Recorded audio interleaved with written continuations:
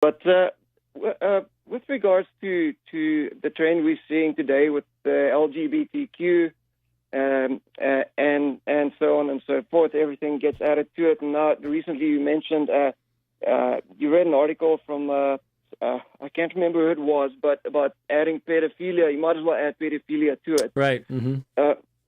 Now, in light of looking at the Holiness Code, I was chatting with a friend the other day, and he asked the question, why is it that we don't really see anything in the Old Testament that speaks to that particular sin, or is there something? And correct me if I'm wrong, but as far as I know, I don't know that I've read anything like that really speaks to sexual misconduct against minors.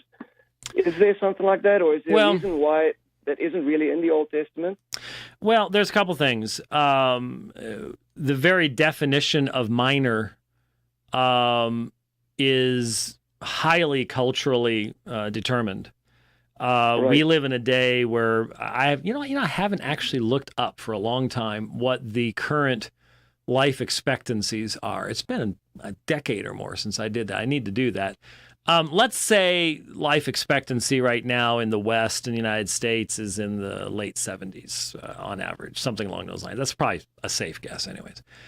Yeah. That is a major change from the medieval period, where you would literally have life expectancies in the 40s because of all the disease. I mean, in the 14th century, it probably would have been in the 30s because of the plague. Yeah.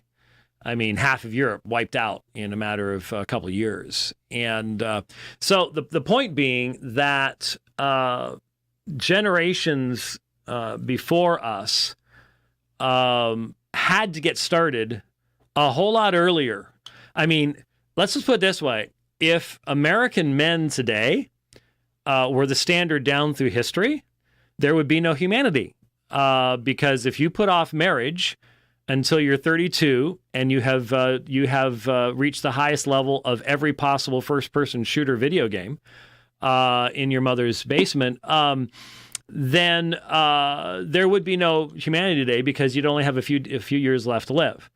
So marriage was at a considerably earlier age in years past. And so the issue of defining what a minor is the first thing that you'd have to deal with. Secondly, there is the assumption biblically of the existence of a family. Marriage being done by individuals outside the control of their parents based upon emotions is not how mankind has done it for a very, very long time. We in the West have developed in the Romantic period, this idea, and it's deeply ingrained in us now. But if we know our history, that's not how it was done. And even in the New Testament, Paul has to address, hey, if a man wants to keep his daughter a virgin, that's not sinful. Well, we can't even understand that. We don't have categories for that. And so biblically, you would, in essence, anything where the scripture speaks about any type of sexual activity outside of a marriage that would be arranged and determined by the parents would be sinful. So that would include any kind. I mean, that's just a given that a father and a mother are not going to give their 6-year-old daughter to a 52-year-old man in marriage, and even then, pedophilia is not really generally considered to be in the context of marriage in the first place. It's considered to be illicit acts and desires and things like that. The whole biblical narrative is outside of this relationship of marriage. There isn't anything outside of this is just simply wrong.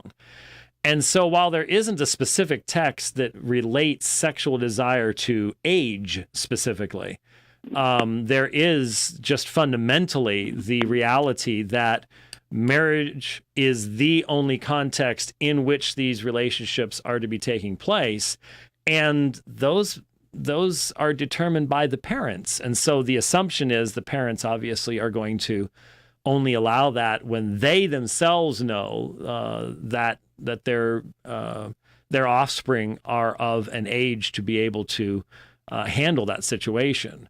Now, obviously, in times past, that could be 14 or 15 years of age. I mean, that was not unusual in many cultures and in many periods of church history, because if you're living to 35, 14's about halfway there anyways. So if you're going to continue the species, that's what was going on. So I think the reality of what marriage was is where you'd get the context for that, and hence any type of behavior, any type of attitude outside of that realm. And of course, Jesus himself said, to long after your neighbor's wife is sinful. Well, that if that's for the wife, then it's also obviously for the children as well. Those are disordered desires. Did you have something?